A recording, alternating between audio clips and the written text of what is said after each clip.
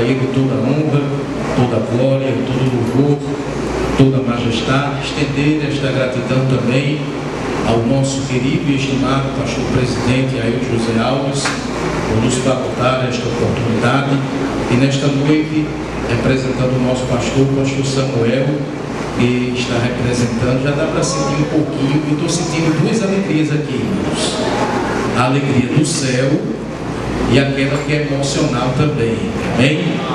De ver os nossos pais, colunas da nossa igreja, pastor Samuel, uma das grandes colunas, o outro Samuel, pastor também, também referência para a nossa vida, para a nossa história, e é uma gratidão. E sim, quero agradecer, pastor, a oportunidade de poder compartilhar uma porção da palavra de Deus, que eu não me canso de dizer o quanto a palavra de Deus ela é preciosa, é mais pura do que o ouro, é mais rica do que a prata. A palavra de Deus é a bússola que leva o homem ao céu, é o caminho, é a direção. Ela é mais alta do que qualquer outra ciência.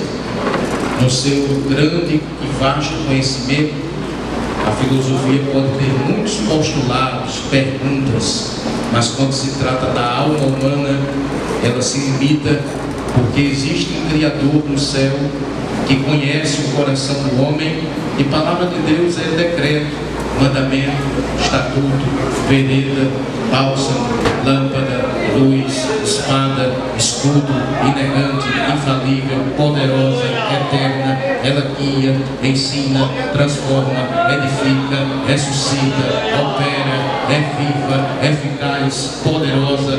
A palavra de Deus ela tem essa finalidade de nos guiar e mostrar os tesouros do céu. Meus amados irmãos, o tema escolhido pela campanha evangelizadora está no capítulo de número 15, a partir do versículo de número 11, uma das maiores histórias, um clássico do Novo Testamento, narrada por um dos grandes personagens, Lucas, que traz com muitos detalhes, com riqueza, fazendo um trabalho redacional, trazendo ao testemunho de muitos personagens que viveram e que presenciaram os ensinos do Mestre e que presenciaram os atos portentosos de Jesus, os milagres, os prodígios. Entre muitos autores, Lucas se destaca por revelar a grandeza das parábolas, dos milagres.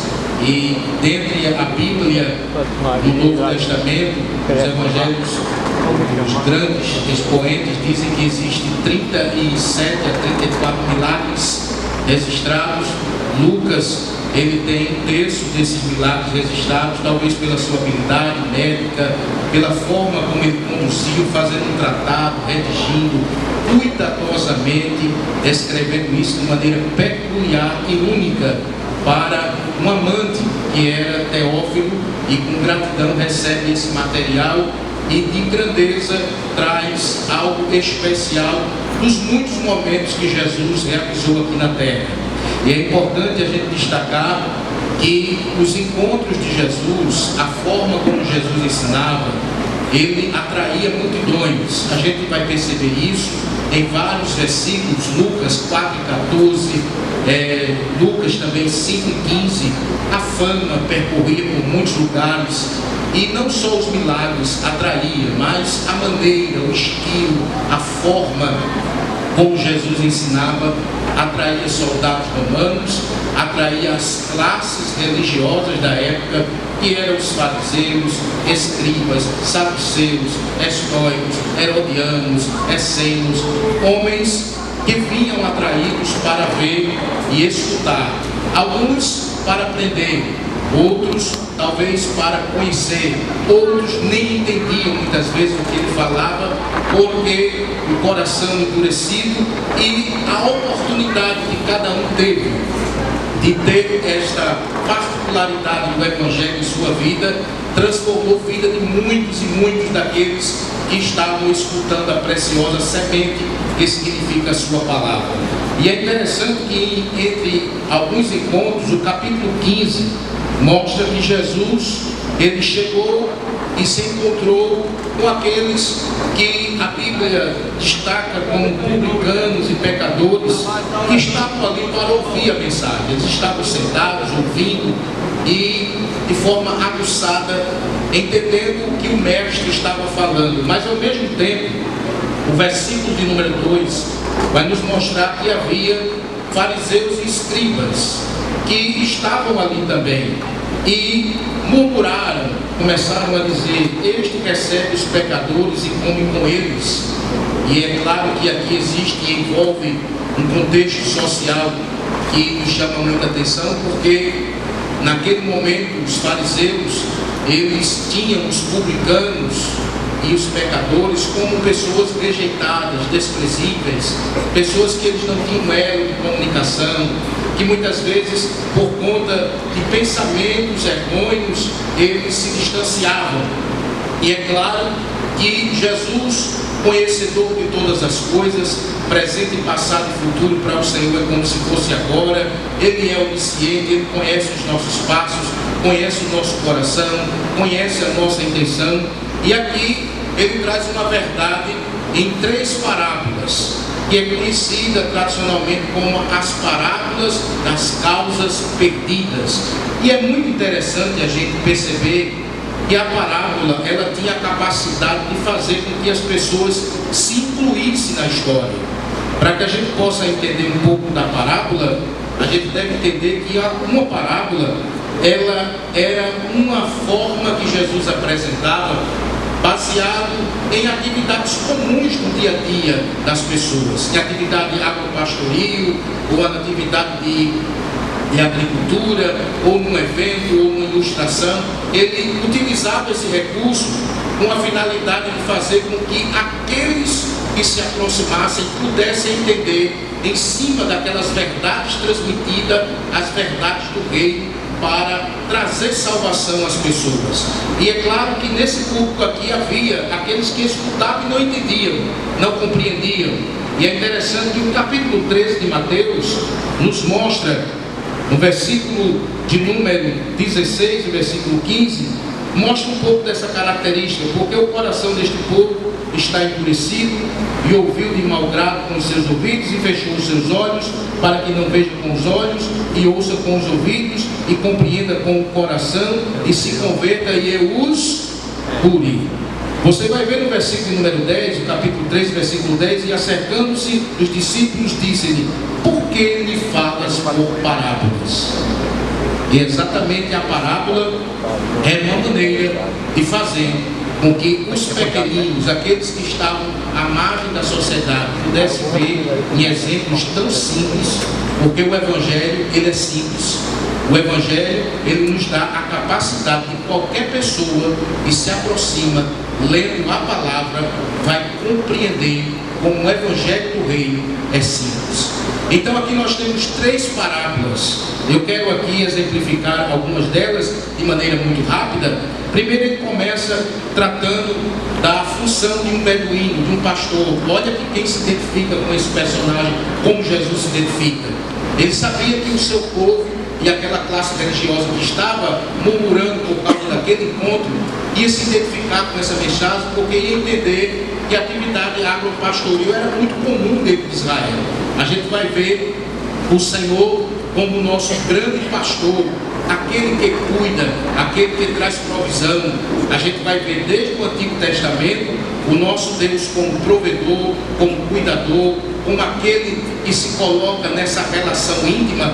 Textos que nos trazem ilustrações riquíssimas também estão no Evangelho de João, no capítulo 10, quando o próprio Jesus diz: eu sou o bom pastor, e o bom pastor dá a vida pelas suas ovelhas. E qual era a principal atividade de um pastor? Era prover alimento, era prover segurança, defender das hienas, defender dos chacais, defender dos leões. E quando a gente fala aqui de Oriente Médio, a gente precisa entender um pouco da geografia e entender que é diferente da nossa realidade aqui, porque criar uma ovelha no Brasil é fácil, mas lá é algo muito difícil, porque os lugares que havia muita pedra eram lugares que tinham dificuldade, o sol causticante, encontrar grama verdejante, encontrar água, encontrar provisão não era algo muito fácil.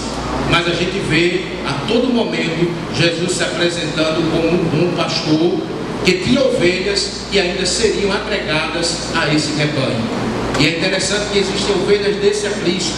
E ele conta essa parábola mostrando que essa ovelha, ela saiu de junto das outras. Ela estava afastada de junto das outras, mas por um detalhe, ela não se encontrou mais entre o aprisco, mas a perícia desse beduíno, a perícia desse momento ímpar que Jesus se identifica com ele é o próprio pastor, ele vai em busca das ovelhas perdidas. Aqui, como eu, um dia tive a oportunidade de me encontrar com ele, porque ele também foi me buscar, e ele vai buscar. O amor dele excede, transcende todo pensamento humano. Essa relação entre pastor e ovelha é tão rica que ele conta detalhes dizendo que aquele que conhece a sua voz, emite uma intimidade, emite uma relação.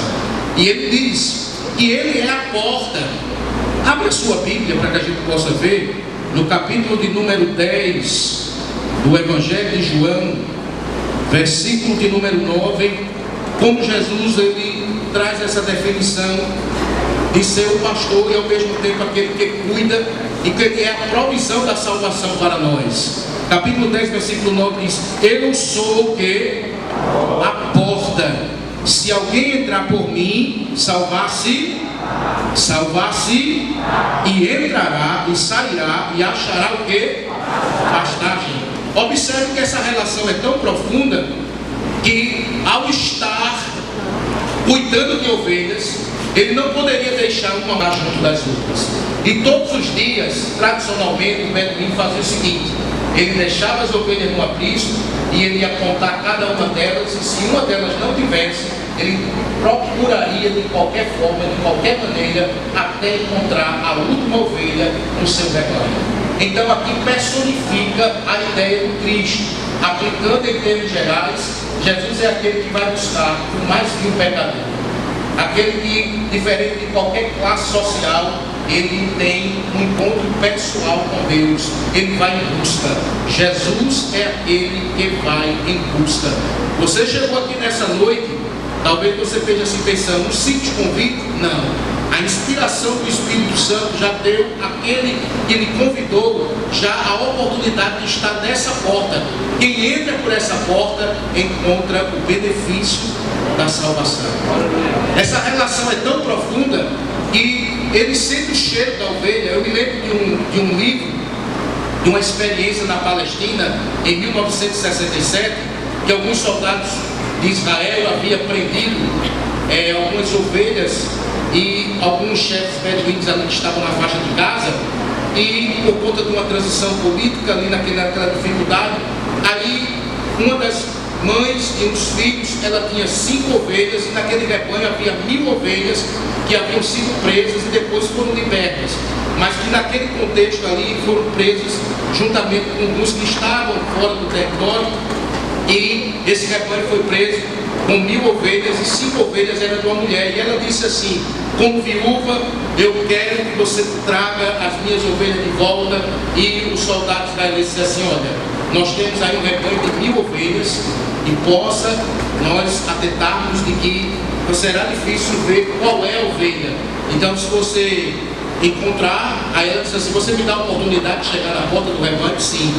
E ela vai até a porta do rebanho, o menino puxa uma flauta do bolso, e quando o menino começa a tocar a flauta, pasme, diante de um rebanho de 1000 ovelhas, quando a flauta daquele beduíno começa a ser tocada, a primeira ovelha lá atrás levanta a cabeça e sai de lá e vê onde está o seu Senhor, o seu cuidador, o seu provedor. Não é à toa que Jesus diz: aquele que me conhece a minha voz e sabe que dela eu sou conhecido. É Deus que fala com você, é Deus que lhe conhece. É Deus quem vai em busca. Amém? Jesus está lhe buscando. Olhe para seu irmão e diz assim: Ele está à procura desta ovelha perdida que está aqui hoje. Aleluia.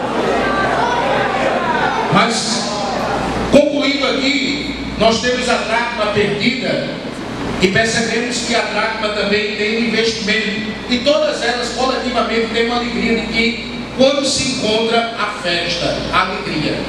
E é interessante que não havia luz na casa, foi colocada a candeia. Aonde essa luz chega, ela ilumina. Às vezes a nossa casa pode estar sem luz, mas Cristo é a luz do mundo. E quando essa candeia chega, ilumina toda a casa. E aquilo que havia sido perdido foi achado. E é exatamente aqui o versículo de número 11 que nos chama a atenção com a parábola do filho pródigo, de um certo homem que tinha 2 filhos. E o versículo de número 12 diz que o mais moço disse ao pai: Pai, dai-me a parte da fazenda que me pertence. E ele repartiu por eles a fazenda. E o versículo de número 13 traz o destaque: e poucos dias depois, o filho mais novo, ajuntando tudo, fez o quê? Partiu para uma terra longínqua e ali desperdiçou a sua fazenda, vivendo o quê? Dissolutamente. Irmãos, aqui nós temos a personificação do Pai, que personifica nosso Pai Celestial, e o Filho, daquele que, numa maneira muito sutil, você vai perceber que esse jovem apresenta um quadro que a humanidade ela apresenta quando verdadeiramente ela toma suas decisões erradas. O arsenal da insatisfação. Pense, você tem uma casa aonde você tem tudo, todos os detalhes, todos os cuidados, e de repente você sai dessa casa e você sai dessa provisão. E esse arsenal aqui é um arsenal perigoso. Por quê?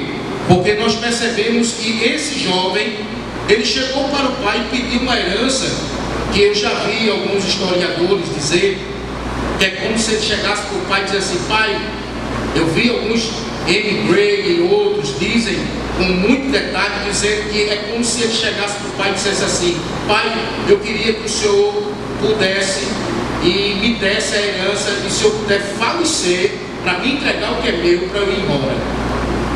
Imagine você ter isso dentro de uma cultura oriental e agora personifique isso para a cultura ocidental. O desprezo, a forma, é quando a gente vê o homem do pecado. O homem do pecado, ele tem a casa do pai, que tem tudo, toda a provisão, todo o cuidado, mas o pecado faz ele não enxergar essa realidade. Veja que Adão, ele estava no jardim do Éden, mas quando ele prestou o seu ouvido a quem não tinha nenhuma credibilidade para comer de uma árvore, e emprestou o seu ouvido, e naquele momento houve a queda da raça humana, aonde o pecado afetou de forma direta. O pecado teve a capacidade de separar o homem de Deus, separar o homem do homem, separar o homem da natureza, trazer conflitos internos e separar o homem totalmente. A Bíblia diz que todos os pecados estavam destituídos da glória de Deus. O homem sem Deus, sem entender a salvação, sem entender a grandeza, ele traz um desperdício. E a insatisfação nos mostra que esse jovem foi gastar o dinheiro dissolutamente. Saiu da casa do pai, pegou a herança, e o texto nos diz que, havendo gastado tudo naquela terra, diz que ele saiu para uma terra distante e gastou tudo. Irmãos, isso é uma figura que retrata bem o mundo em que nós estamos vivendo e como personifica o valor que muitas vezes o homem sem Deus não reconhece. Pense que quando aquele homem tinha aquela herança nas mãos, ele era o centro da atenção, ele era feliz e não sabia. Mas quando ele vai gastar absolutamente tudo, Ele era o centro da atenção.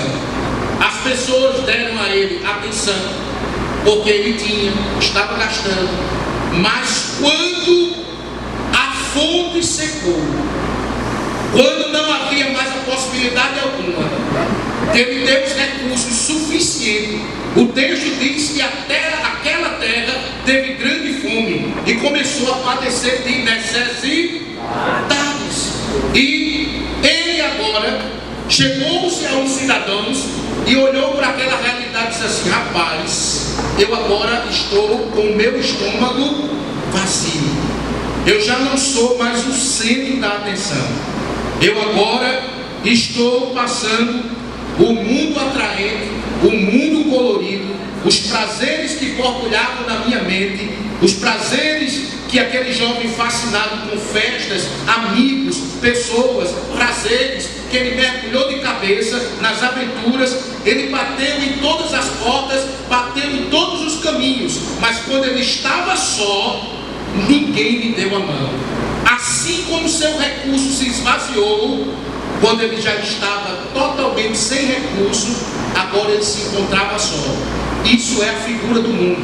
O mundo é atraente, o mundo é colorido, o mundo ele pode enfeitar uma falsa alegria, uma caricatura, uma sobrevivência, mas vida com letras maiúsculas só em Deus.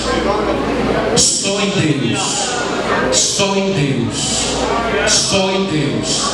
E eu quero aqui finalizar essa palavra dizendo que aquele jovem, ele havendo gastado tudo, quando ele agora havia borbulhado com tudo que tinha, enquanto tinha dinheiro, a sua mesa rodeada de amigos estava sendo explorada, era o centro da atenção nessa corrida desenfreada. Quando acabou tudo, ele agora, cadê a amizade?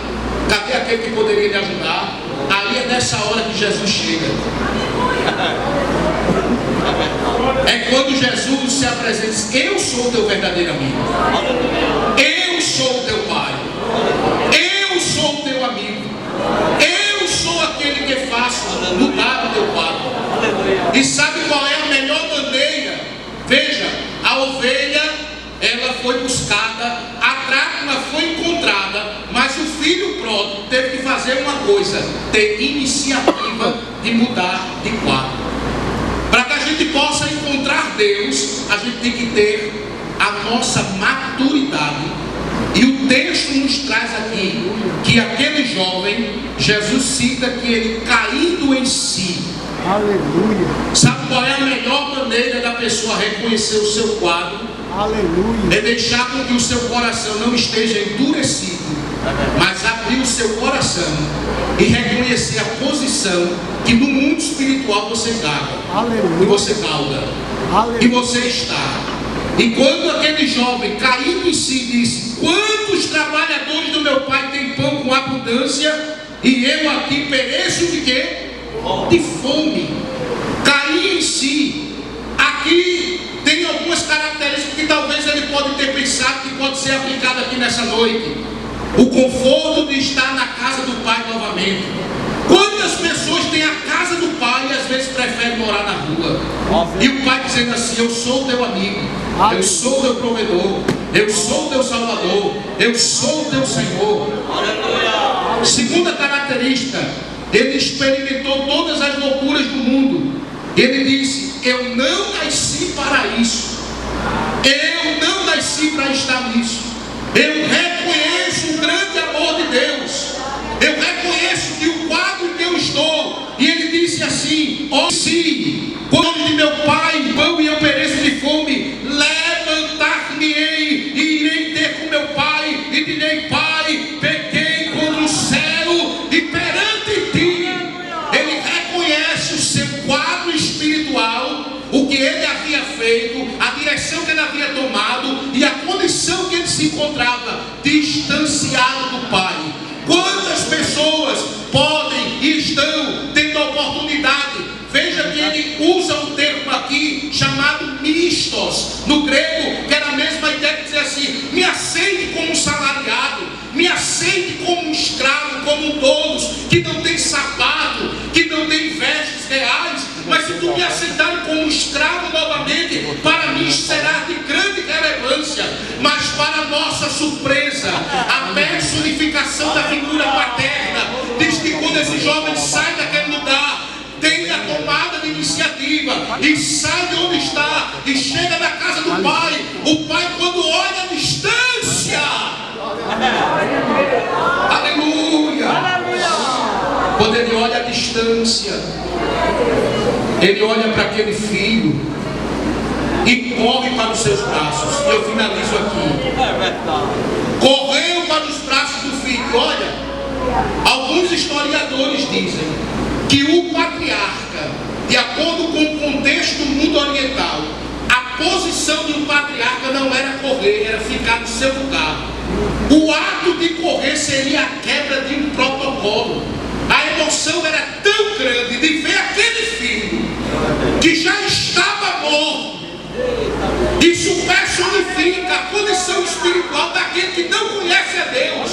O pai quer correr para os teus braços, dizendo: quero bater na porta do teu coração, quero bater na tua alma, quero trazer um contato contigo, uma intimidade. E o que é que eu quero fazer contigo?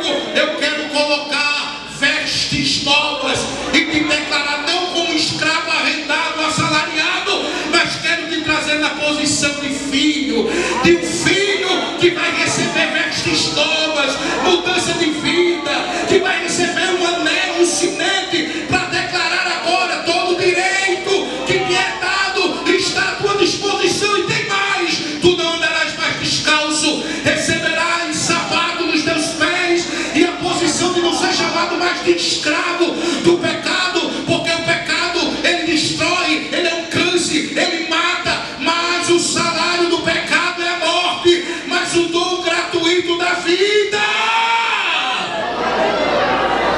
O salmista Davi disse: eu tenho consciência das minhas transgressões. Cria em mim, ó Senhor, um espírito novo.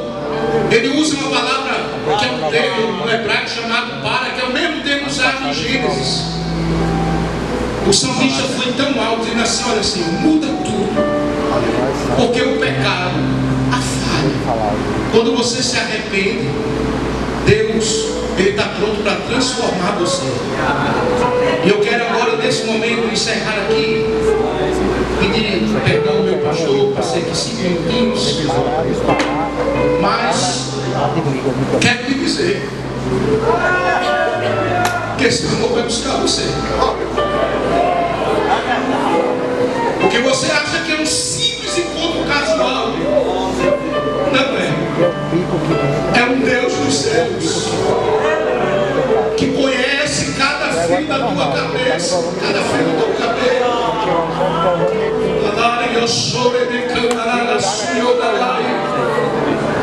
Pensa, tem um cantor que já não está entre nós, o cantor Lázaro, que ele diz no seu testemunho de maneira muito contundente.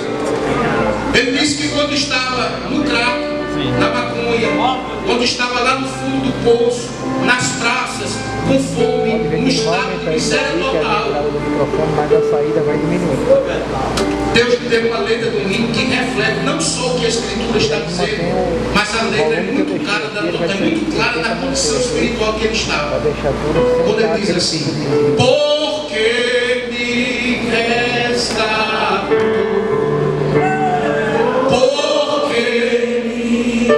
usa essa pergunta para você. Porque me queres ver tanto assim, se encontrar o céu e encontrar-te também. Eu quero te convidar nessa noite. Onde está o primeiro filho?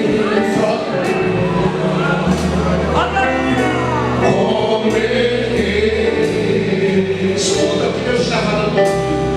Porque me queres tanto assim? Você se perguntou já porque Deus te quer tanto? Eu vou te responder aqui hoje. Eu quero te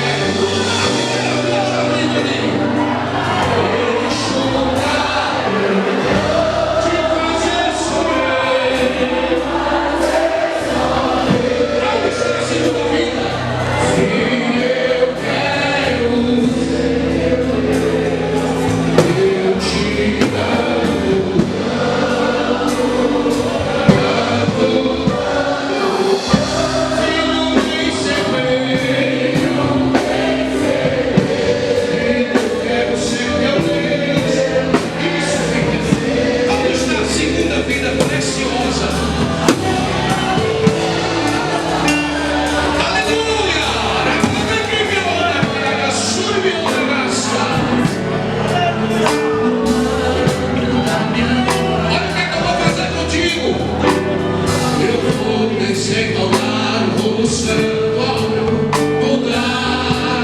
história. A graça vai unir. Eu vou fazer de ti. Onde está a segunda vida? Venha em nome de Jesus agora. Oh, dia, está vendo isso? Venha, filha, venha. Venha. Ele quer estar assim. E eu quero tanto isso. Enxugar meu chão de fazer só meu. E eu quero ser meu Deus. Depois desta mensagem, tenho certeza que Deus falou ao teu coração.